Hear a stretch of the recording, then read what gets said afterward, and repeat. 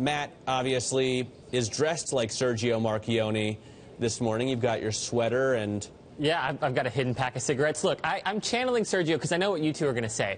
Ed's going to say two dysfunctional companies, especially if it's GM and Chrysler, do not make one functional company. And you're going to say GM has 400 brands and Chrysler has 9,000 brands. And why does combining them make sense? But I think people don't give Sergio credit. Sergio, what he's saying makes sense even if it's not going to happen necessarily anytime soon. It doesn't make sense that there are all these companies spending all this money to make duplicate profits.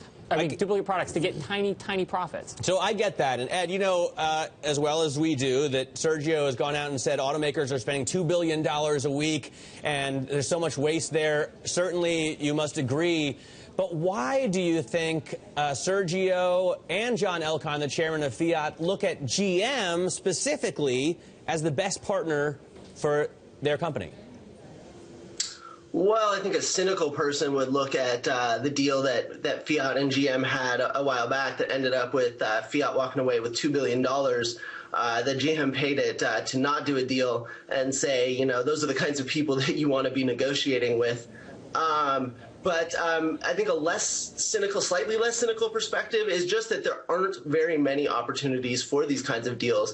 I think a lot of companies are well aware that FCA is on the short end of a lot of these problems that Marchionne is talking about, and that they really don't bring a ton to the table that would really make a merger work with most of the companies that are out there.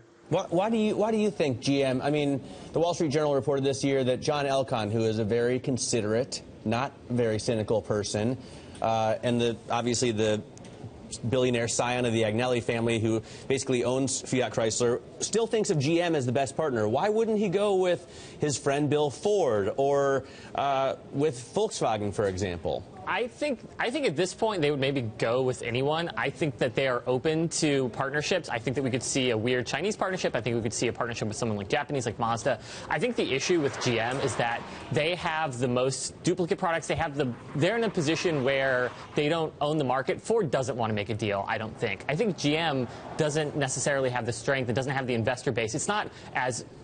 With Ford, you get Ford owning it. You get Bill Ford, they're never going to move. The problem with car companies is that they're owned by families or they're owned by governments, and neither of them want to make these kinds of deals. GM has a huge investor base. GM is maybe in the market and could maybe make those decisions without the board. I mean, we heard Sergio this morning saying it would be our preference to work through the corporate governance structure to make one of these deals. He didn't say we wouldn't make a deal outside of the corporate governance. He just said that it's our preference to make one. Let's talk for a moment about Ferrari, because everybody seems to want to own a piece. I mean, that has to be some of the impetus behind the rise in Fiat Chrysler shares, is that you realize that if you have one of those, you're going to be able to get a piece of a Ferrari share as well.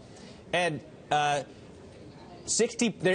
forecast to be worth 60% of the entire company, and they sell less than 2% of unit sales. Do you think it makes sense to spin it off?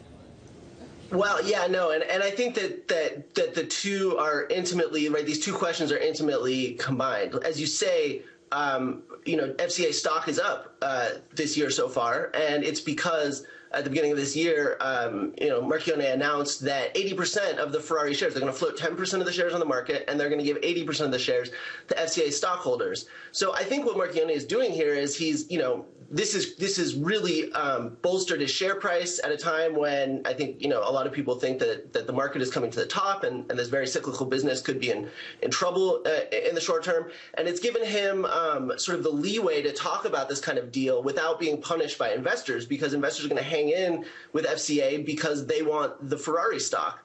But I think also, you know, once this deal happens, I think that there's going to be huge overhang on the FCA stock. Like you say, 60% of the company's business basically comes out of this relatively tiny part of the company. And I think that once that spinoff takes place, I think there's very, very, very little reason to own FCA shares at all, let alone at the prices they're trading at now.